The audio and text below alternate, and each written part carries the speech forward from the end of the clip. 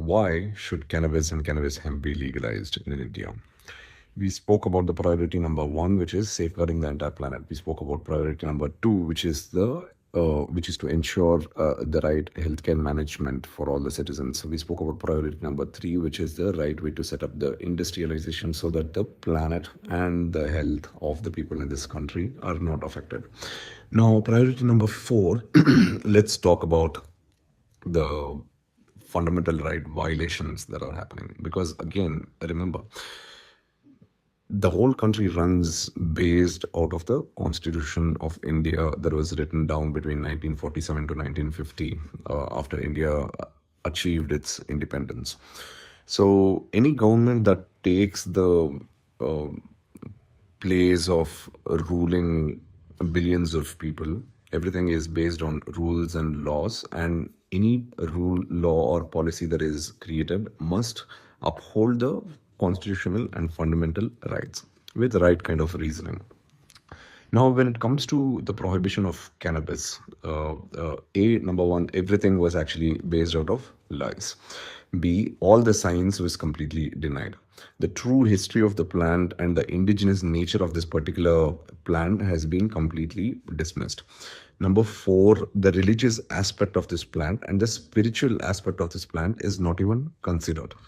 You can read the entire NDPS Act, the Narcotic Drugs and Psychotropic Substances Act that was framed in 1985 by Rajiv Gandhi and their government because of international pressure that was put by the United Nations or the American government or whosoever that is in charge. Now, when the NDPS Act was framed and cannabis was just slipped into the list of lethal and dangerous drugs, and outrightly banned from growing this plant, using this plant, trading this particular plant, or having anything to do with this particular plant. So any kind of free use was prohibited, personal consumption was prohibited, the medicinal use was prohibited, and industrial growth and use for fibers or seeds was also prohibited with a slight exception. Now they pushed all the uh, uh, efforts towards any kind of use with the state government saying for medicinal use and for industrial use it is allowed, but every state government has to create their own policy. But so far no state government has created a good policy. But ultimately what comes down is the flower, which is what we know as ganja, which is what is medicinal, which is what is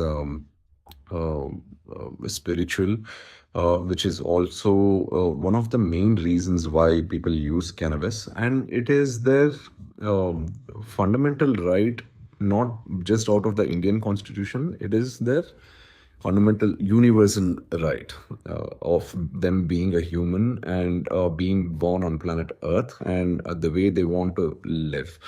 Now, the two things that must be understood. First, is cannabis use dangerous to the human being who's actually consuming it? And the second thing, is cannabis use going to create a menace in the society? If any of these two conditions are met, then the government can put certain kinds of restrictions or controls in order to make sure that the larger population is safeguarded. But in this particular case, neither cannabis is dangerous to the human body, nor the cannabis use is a menace in the society where everyone else are affected. When in fact, if you look at what is happening with the consumption of alcohol, alcohol can be consumed to any extent. It can become an addiction to a human being. It can be over abused, and people lose control. And when people lose control, they don't know what it is that they're doing, and it can create a lot of menace in the society. Now, the government, if they really have any issues with drugs in general, one of the fundamental thing that must be outrightly banned in this country is alcohol. But that is not the picture.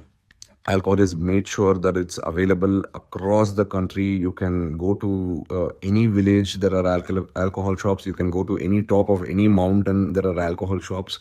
Mostly all controlled and supervised by the government.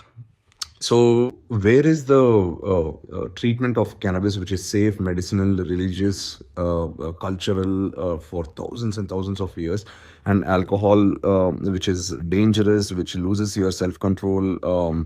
People can get violent, people can do heinous natures of crimes while they're on alcohol. And while this is being upheld and cannabis is being completely squashed in the society. This is where the fundamental right to equality is completely destroyed in this particular country, because everyone can drink alcohol. A police officer can drink alcohol, an IAS officer can drink alcohol, a judge who is running a high court or Supreme Court can drink alcohol. The politician who is framing the laws for this country is also can drink alcohol. But if anyone consumes cannabis, which is safe, which is medicinal, which is religious, which is cultural, which is spiritual, these people are considered as criminals, and people can lose their jobs, people can lose their people can be put into a jail for many years, or people can be forced into a rehab, considering that calling them as these guys are addicts. So the Article 14, which is the right to equality, is completely destroyed. And then when it comes to Article 19, the right to expression, if you believe that cannabis is useful for you, and you know that your body is benefiting from the use of particular plant, you cannot even express about this particular thing. You cannot even express, you cannot even consume it anywhere in the society. That's also part of expression. Expression is not just mere speech. Expression is everything, you as an identity. And if you go outright and say that I'm a cannabis user, I use cannabis, you can be jailed. If you tell anyone to use cannabis and then it's beneficial, you can be jailed. So Article 19(1)(a) is completely unconstitutional over here because of the prohibition of cannabis. Article 19(1)(g) protects free trade in the society. Anyone have the right to follow their trade or profession. Now, if a healer, if a siddha, if an Ayurvedic practitioner who knows what the diseases are, who knows where the cures are, and it's based out of the Ayurvedic pharmacopoeia or Siddha pharmacopoeia, or if there is any healer, even let's say a forest healer who knows this particular thing, and even if this person or the doctor or the healer or a shaman, whosoever wants to cure a particular person or a patient or a family member or a loved one, it's completely banned. So the right to profession or the right to trade over here, that is also banned. And when it comes to farmers, if they cannot grow anything in a particular place, and if they want to choose to grow cannabis, which is freely available, and it can be an economic resource for their family in their particular village, or many a times if you go to the Himalayan region, after a certain altitude, no other crops grows, but cannabis grows freely over there. And you know how many Himalayan villages are actually affected in this entire NDPS ban on cannabis? A lot. And if someone wants to grow 1 acre of tomato or against 1 acre of cannabis plantation, which can bring better economic yield, that is also completely banned over here. So Article 19(1)(g), which protects the people's fundamental right to trade and profess, is also completely become unconstitutional. And Article 21 is what we have already discussed, like the right to life. Right to life is not just you as a breathing body. Right to life is in its entirety to have a dignified life, a dignified living, a healthy living, and also a healthy dying. Look at what we have done to the patients who are actually dying in this country. We have locked them up in rooms. We have locked them up in ICUs. We are giving them synthetic treatments. We are giving chemicals to the body that cannot even be processed by the body, because of which there are a lot of side effects. And this is just talking about the people who are dying. And where is the pain relief for them? Cannabis is one of the best painkillers, which is non-addictive to the body and which always works provided it is done using the right kind of strains of cannabis, and provided it is under right kind of dosage mechanisms by a informed supervisor or a medical practitioner. Even if there is none of these things, if you have a bit of cannabis indica as a strain, you can eradicate your pain and suffering in the body. You will be able to sleep much better, which is again a fundamental right to good living and good living conditions. And when it comes to managing so many diseases, cancer, be it pain, be it muscular disorders, neurological disorders, skin disorders, tuberculosis, autism, epilepsy, mental problems. All of these things can be completely brought to a minimal suffering level through cannabis, and in many cases it can also be completely cured, and the diseases can be eradicated out of the body. Now, this when you take cannabis as a plant and outrightly ban across the nation, and the flowers which are medicinal, which is what we call as ganja, is outrightly banned, and anyone who grows it can be put into jail for multiple years. Um, where is our right to life? Where is our right to heal ourselves? Where is our right to die in a dignified manner?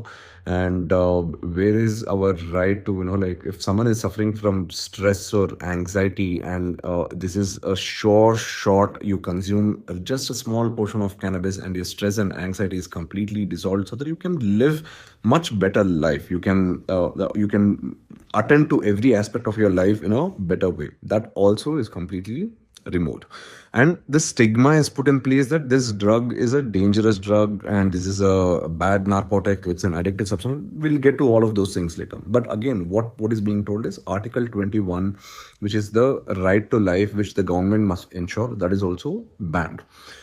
And let's talk about Article 25, which is the right to religion and right to conscience.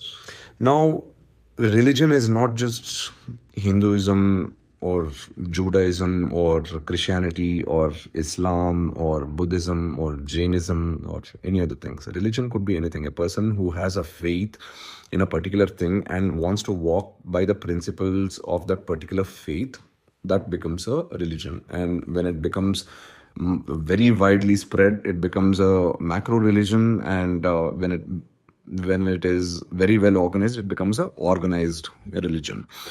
But cannabis is not like that. Cannabis consumption is very minimal, and it is almost towards the segment of minorities in this country, because very few people use cannabis for religious purposes. But still, there is a religious aspect to this particular thing, and that is the reason why our own Vedas also call among the 5 greatest plants that has emerged on the land of Bharata, the Vijaya, the cannabis plant, is one of the most sacred.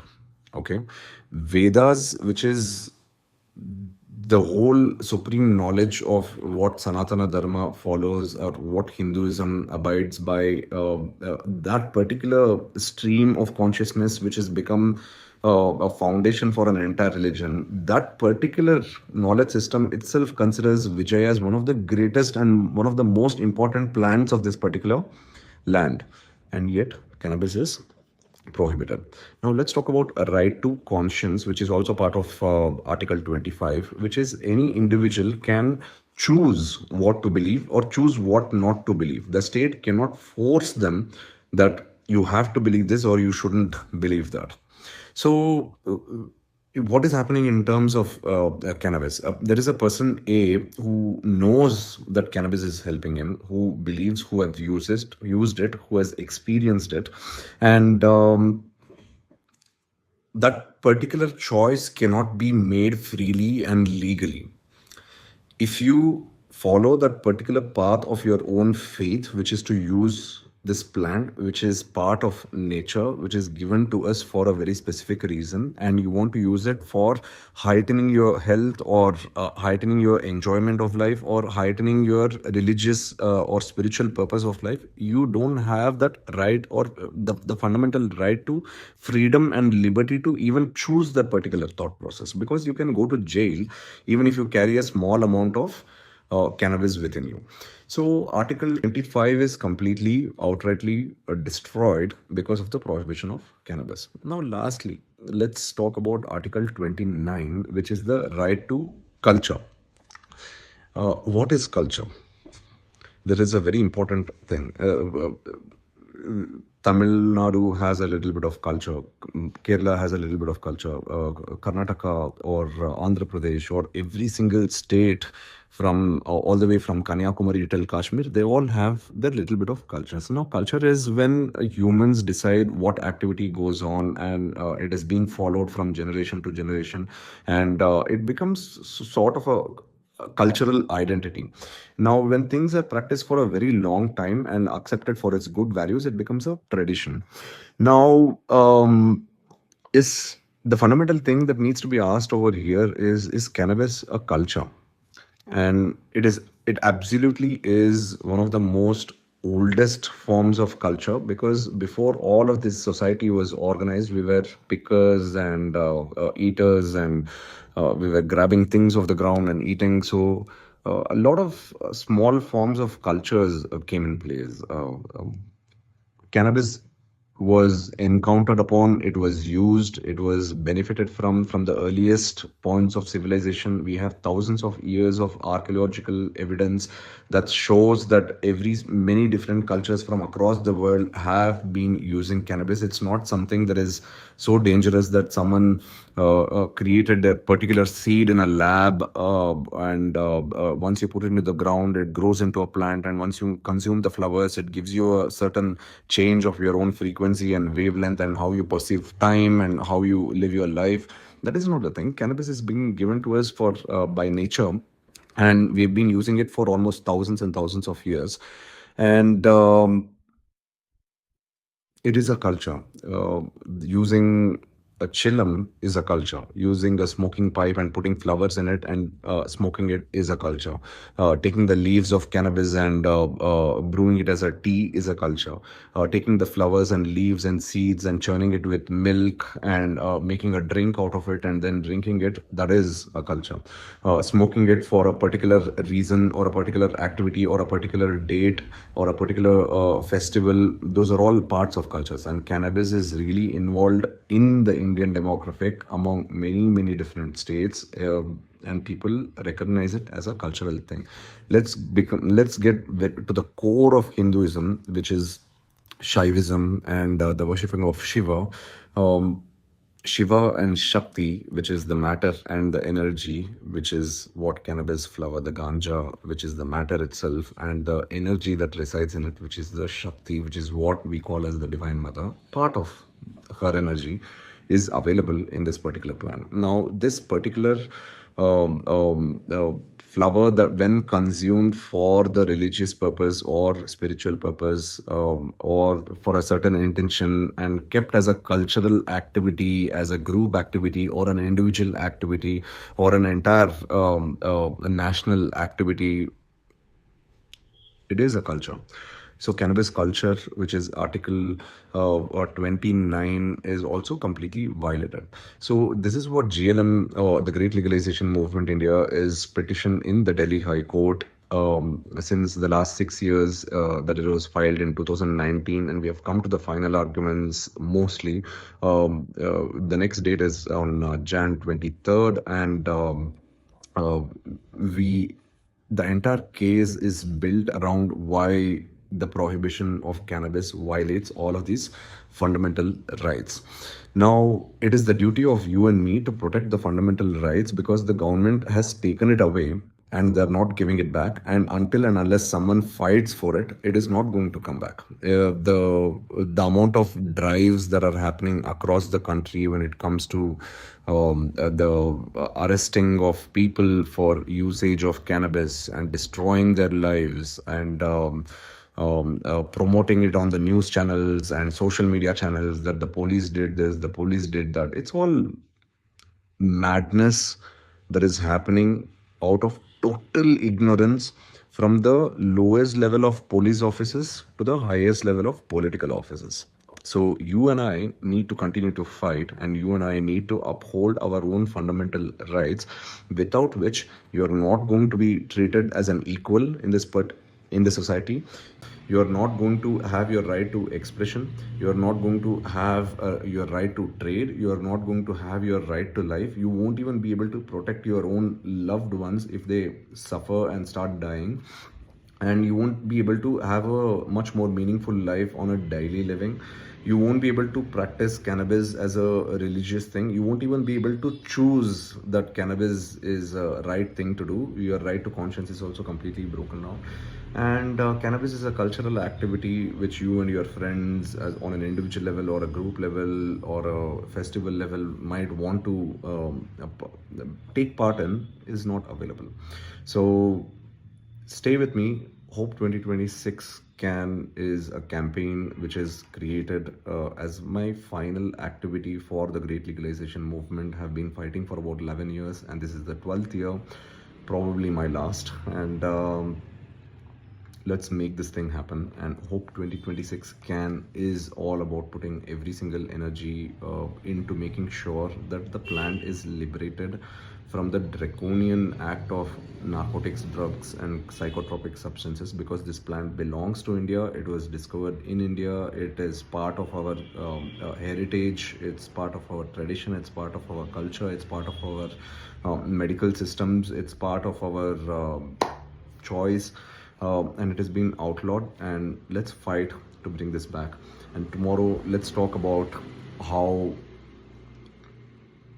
cannabis and cannabis hemp as a crop can transform the agricultural system, which can benefit farmers, millions and millions of farmers across the country. Stay with me. Thank you.